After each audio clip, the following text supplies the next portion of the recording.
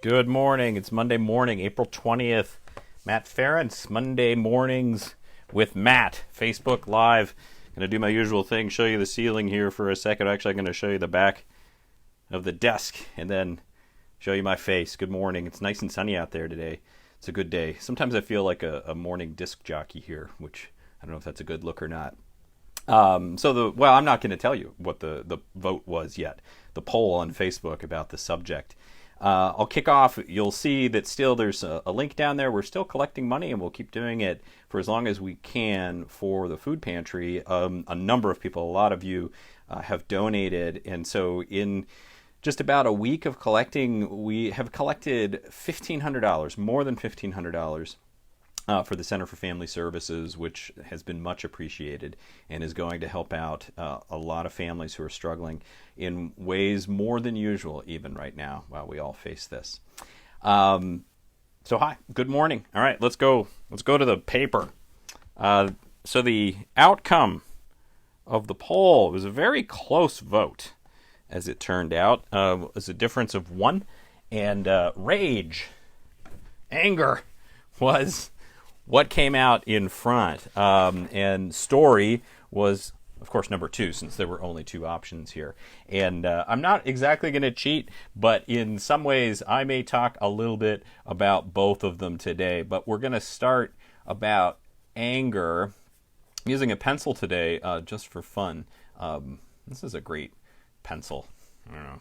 It's a beginner's pencil, and it's a beginner's pencil from Japan, and it has a really soft graphite, and so it really draws nicely here. So anger as a motivating force in politics, and I think in some ways there's an obvious answer to this, that anger clearly motivates a lot of politicians and a lot of voters, not necessarily in positive ways. I think right now we're seeing quite a bit of anger that's out there in the world related to politics that is misplaced and is not actually healthy for all of us.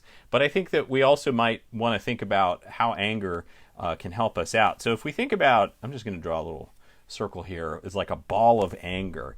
And if we think about it, and I'm going to credit my wife, we were talking about this yesterday, and what anger is, and she is a very emotionally intelligent person, and so it's really helpful to talk to for me and for anybody who knows her about things that have to do with emotions.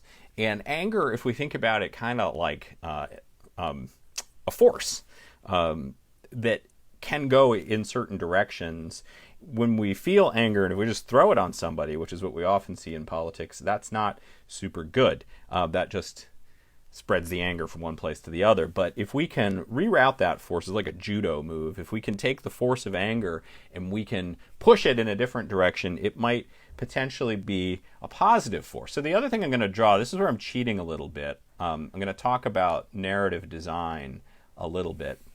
I think what I will do is I'll do a fuller Monday with Matt on story narrative and how we live old stories in a couple of weeks. Next week, I want to talk, based on a suggestion from one of you, I want to talk about elections themselves and election process, some gerrymander, lots of stuff relating to elections. But I want to come back to story at some point. But anyway, this is a beautiful little wave. And it may be something that some of you have seen before. I'm going to get into anger here in a second, don't worry. But this is called a Freytag pyramid. And you may remember this from school at some point. This is basically one of the graphs of a plot or the motion through a story. And so what we have right at the peak is the climax of the story, and this is the resolution or denouement, and here we have the rising action on this left side. But over here is a really important space, and you may not have heard this term before. It's called a point of attack, and it's essentially where the story begins, or where we need to think about character. I'm going to come back to point of attack here in a second. And I know, it seems like I'm cheating. I'm talking about story design when I'm really going to get at anger as motivation. But bear with me. I'm going to get to anger here in a second and tell you how angry I am. So if we want to think about character, every good story is, this arc is actually narrating a character's work through conflict. All right, so all good stories have characters who are overcoming conflicts. And that has to do with every character has a wound and a desire. And these exist before the point of attack. And so a wound is something that's happened to them in their life that it's a motivation. Experience bad politics is a wound. And a desire is related to wanting to overcome that wound. And so conflict are the things in a story that prevent the character from satisfying the desire. And every decision a character makes along a plot arc is about that character authentically making choices that are in the effort of seeking that desire. And the climax is the end of the desire. The resolution is that desire has been satisfied positively or negatively. It's not always a happy story. Sometimes the desire is satisfied because you lose.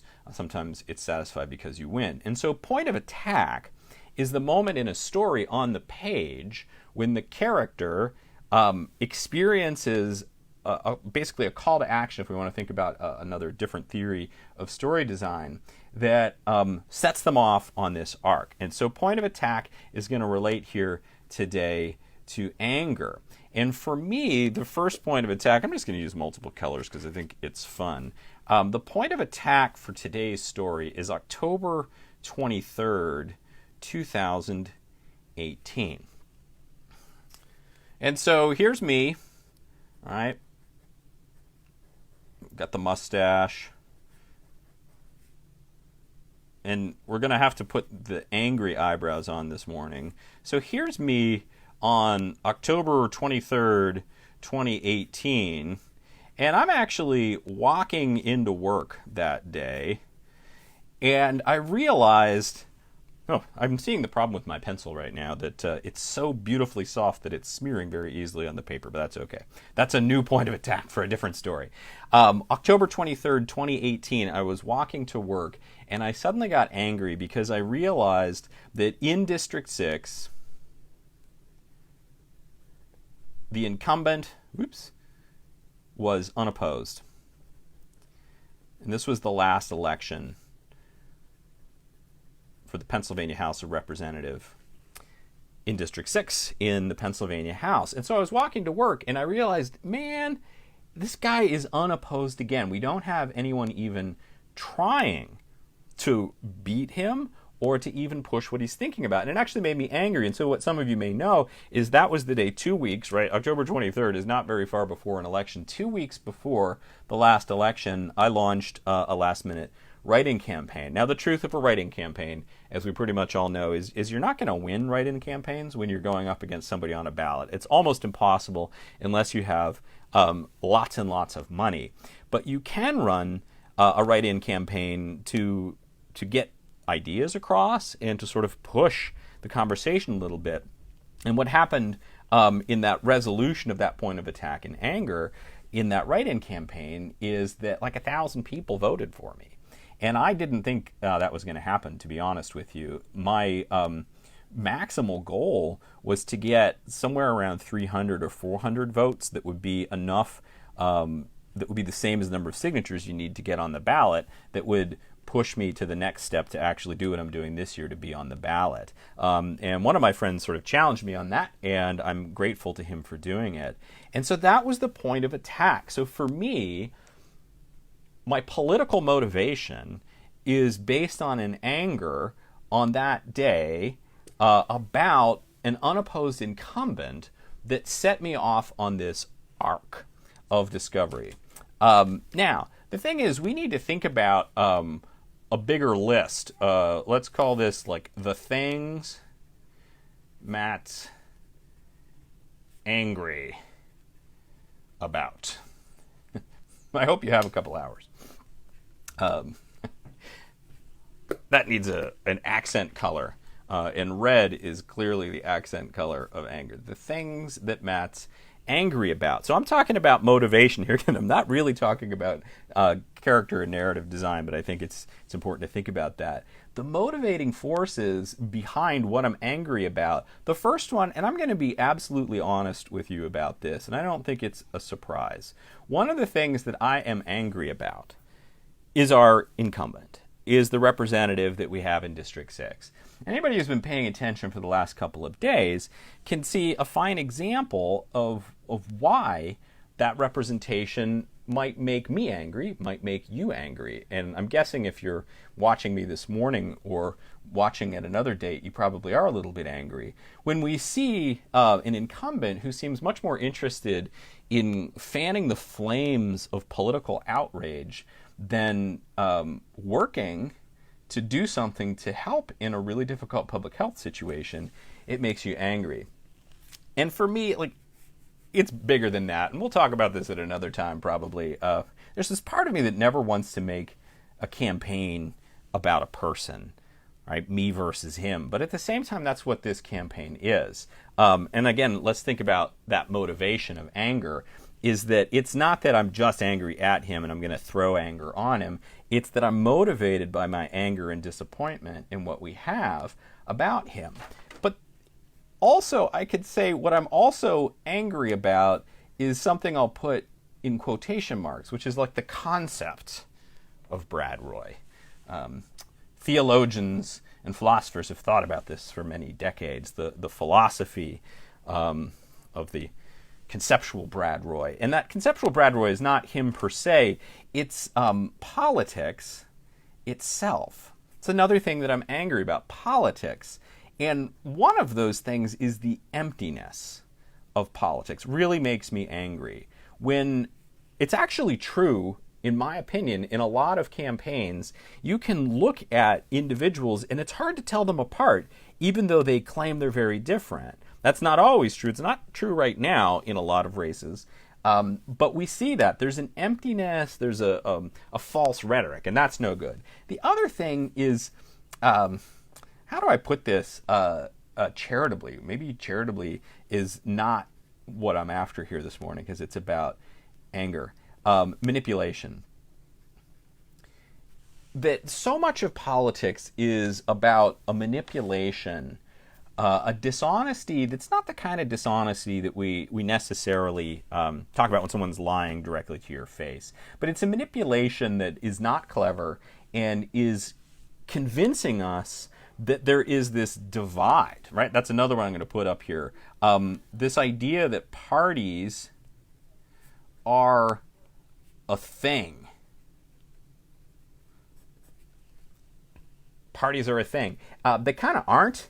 And we'll talk more about this, I think, next week when we talk about election stuff. But parties are something that morph all the time. And this manipulation, this dishonesty is related to this, put the dotted lines, about pandering and insulting the intelligence of lots of things. And so when I think about this conceptual Brad Roy as a figure who represents the kind of politics that I'm not satisfied with, when I'm thinking about pandering and insulting, who is pandered and insulted by the sort of politics we see all the time? The first one, maybe a surprise I'm going to put up there, is the GOP.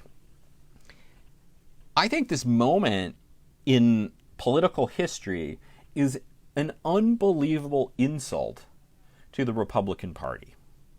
And I'm saying this as a Democrat. Now, I'm saying this also, and if you don't know, hey, it's not a secret. I grew up as a Republican. I grew up in a Republican household. My parents are still Republicans. My brother is still a Republican. That's okay. But not this kind of Republican, not this kind of Republican. It's the GOP that truly was Abraham Lincoln. And you'll see this now in this pandering and insulting, talking about we're the party of Lincoln. Not anymore. But the Republican Party was the party of Lincoln. It was the party of Teddy Roosevelt, who, these are both political heroes of mine.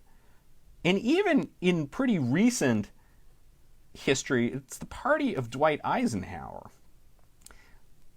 none of these three, I'll be honest, I think if any of these three were political candidates right now, they would be eviscerated by the right-wing Tea Party-ness that has insulted and overtaken the GOP and called socialists. Because in fact, hey, did you know this? This particularly comes from Teddy Roosevelt. The progressives were Republicans. The term itself, progressive, was the arm of the Republican Party that Teddy Roosevelt was in. And there was a really strong progressive wing in the Republican Party. And all kinds of things happened in politics that caused a shift. And it caused us to create this separation where the only progressives are on the left and the right, or even what left and right mean, flips.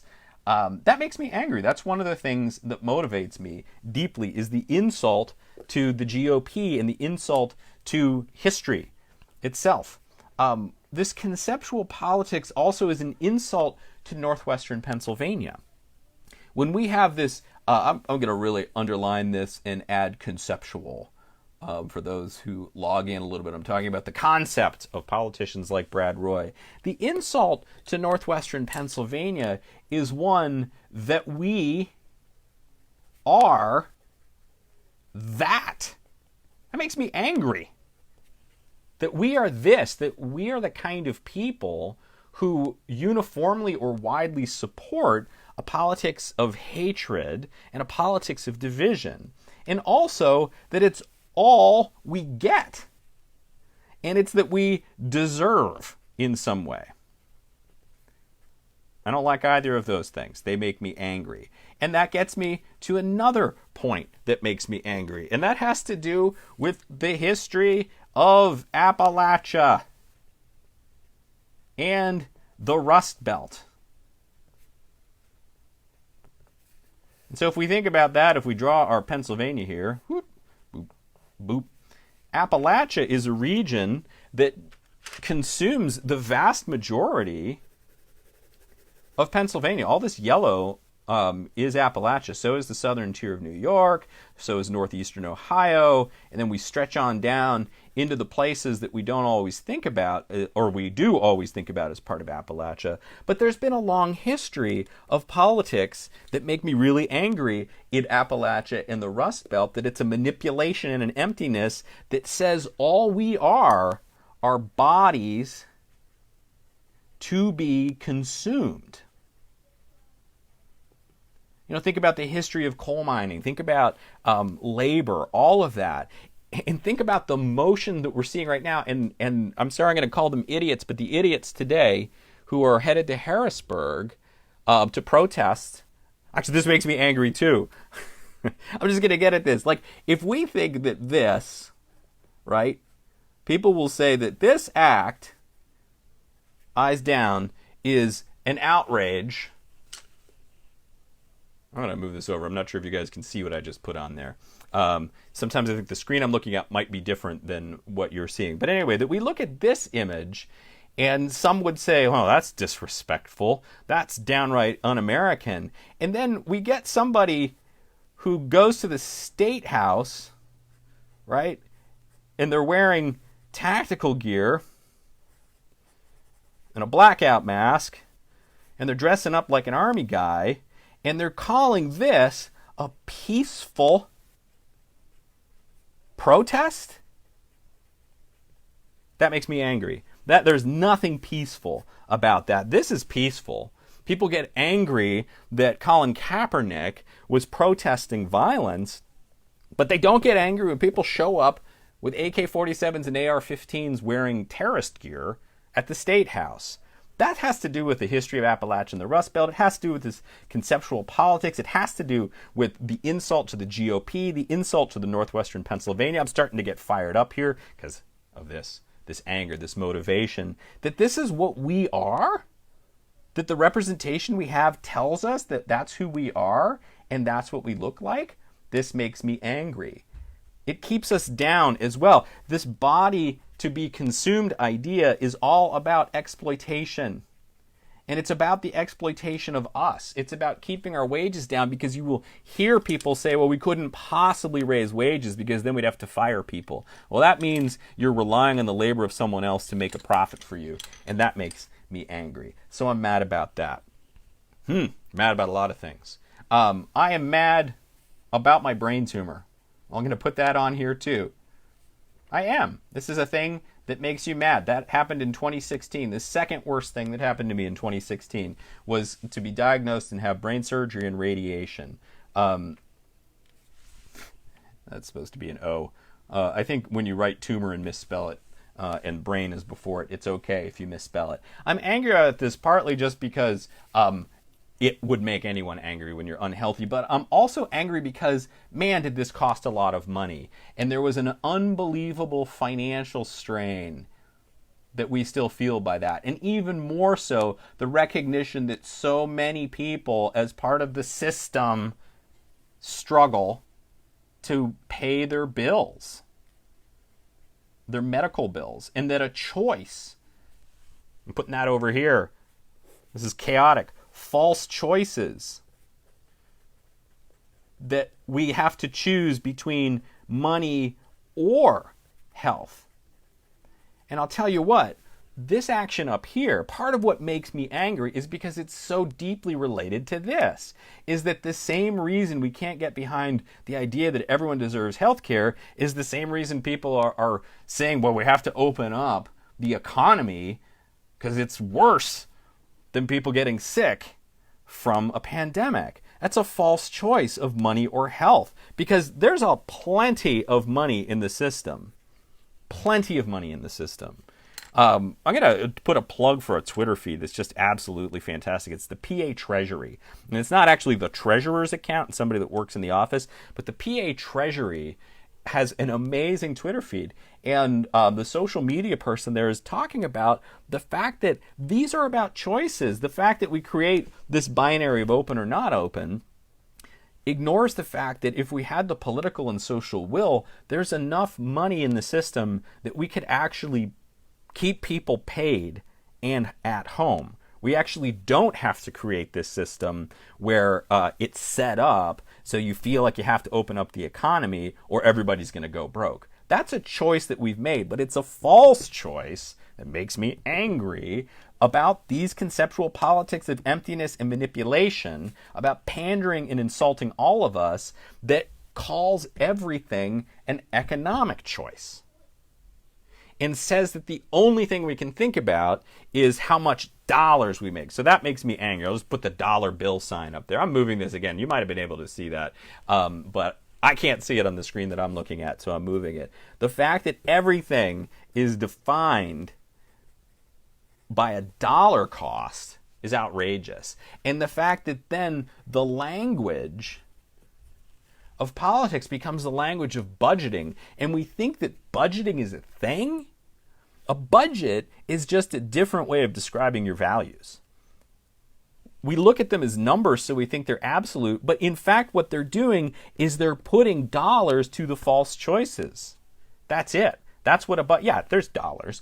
And you do have to pay for things. I understand all of that. I understand how finances work, but I also understand what politicians don't want you to see is that when you draw up a budget, you're actually making a statement of who you care about.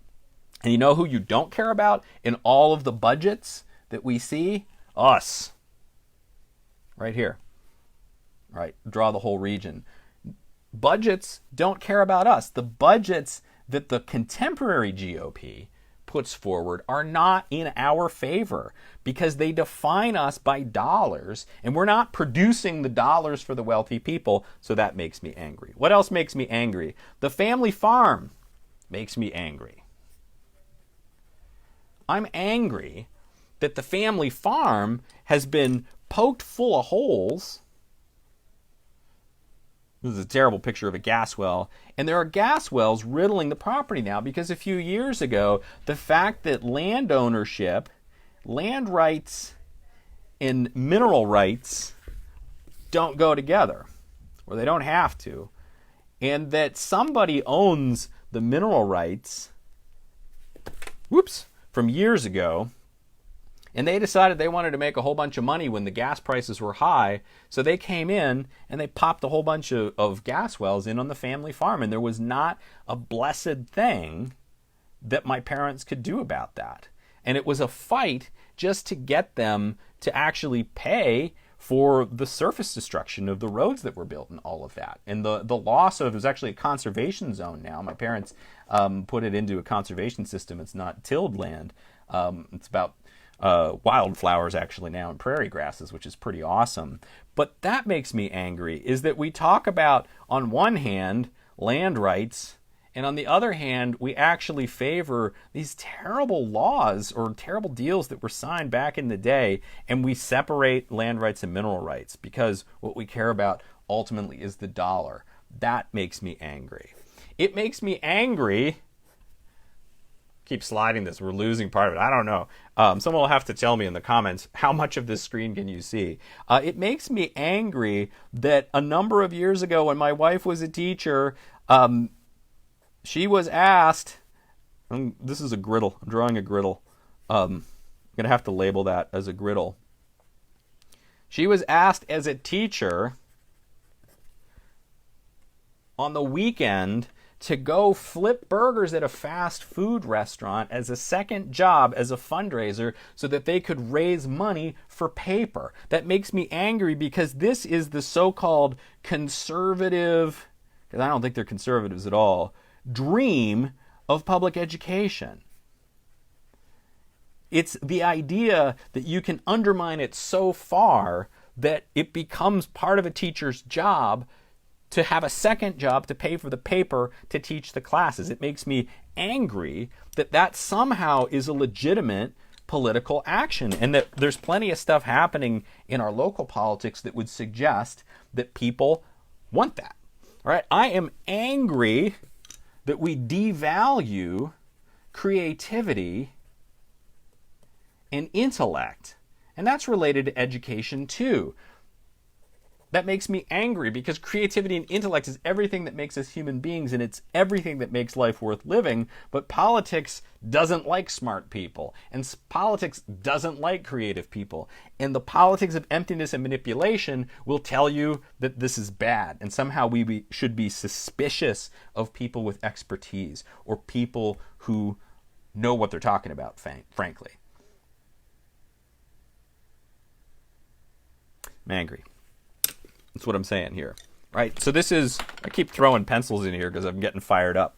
I'm going to be crawling around underneath here to find these. So this is the motivation, right? This is the character motivation. And I could probably go on for some time here getting at this idea of angry. That my point of attack was October 23rd, 2018, when I was walking to work and I saw that the person who represents all this terrible political stuff was an unopposed incumbent. And I said on that day, in 2020, I'm going to beat him. And so I ran that write-in campaign to set the foundation for what's happening now.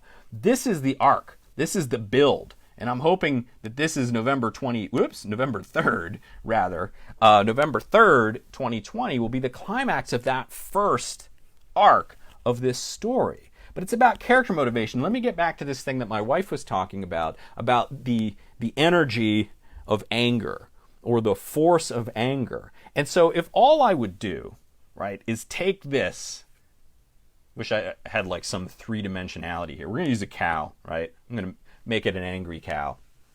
If I took this angry cow and all I did was plop it on here, that gets us absolutely nowhere, right? There is nothing useful about that. But it is a useful motivation to have this anger that causes us to rise up and say we need something different. Here's the other thing that we see with anger. Angry cow is just going to sit up here and watch everything. How many of you have experienced, when you got angry about something, someone telling you, don't be emotional? And somehow, being angry and being emotional means what you think doesn't matter. And I can tell you that anybody watching, it's a lot more likely, if you're a woman, that you've been told this than a man. But if you get emotional and angry about something that is an outrage, people say, hey man, hang on, don't be emotional. Let's talk about this rationally. That makes me angry too, because that's part of this politics of emptiness and manipulation, that when we're motivated by righteous anger, somehow we're discounted. And one of the amazing ways to control a population, and this is something Martin Luther King was talking about, is to desire a lack of argument more than actual justice. Is to think that peace, as he said, is the absence of conflict instead of the presence of justice.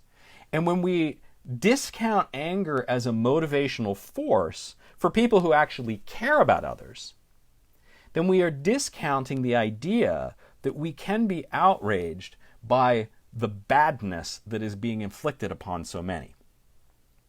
That, if I'm doing this character exercise, if this were actually a day not primarily about anger, but primarily about story design, I would think about what's underneath. As my wife would say, anger is a secondary emotion. What's underneath this anger? And it's ultimately about this desire for justice and seeing the wound of growing up with really empty representation in the Pennsylvania House. I remember the guy who, the first time I noticed what a Pennsylvania rep was, I was pretty young, and there was some guy, and he was like the classic old school politician, right? This was basically what you saw all the time, this big toothy grin, and there were glasses involved here.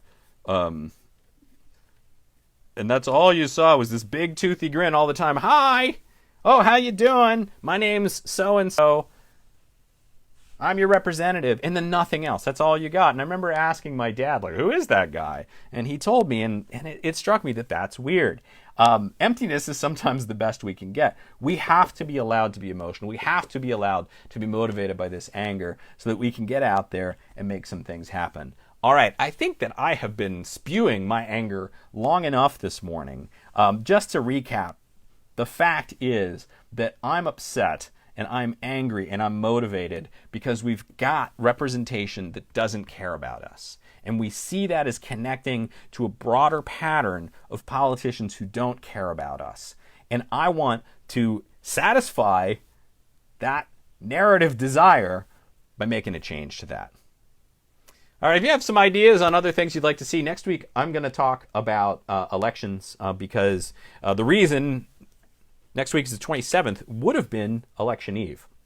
And the primary election was originally scheduled for April 28th, so I think that's a perfect day to talk about the election, talk about mail-in ballots, talk about a bunch of other things. And then the week after that, first week of May, I'll talk about more about this narrative and more about how I think the false choices that we're presented with are often related to lived stories that we've experienced, and it's hard for us to get outside of the stories we think we're in. And what we actually have to recognize is that the stories that we think are inevitable are actually the conflicts to the stories that we're trying to write. And that our job as the protagonists of a new story is to work against those conflicts to imagine the world afresh and different. So thanks for tuning in today. Again, a plug. If you still would like to donate some money to the Center for Family Services, that link is live. It's there on the screen. We've sent more than $1,500 to them in a little bit more than a week here, and that's great. There's some other organizations that are starting to do this too, and I'm really grateful to see. That does not make me angry. It makes me happy to see the way people are coming together to help one another. My name is Matt Ferentz. I am running for the Pennsylvania House of Representatives in District 6. Talk to you later.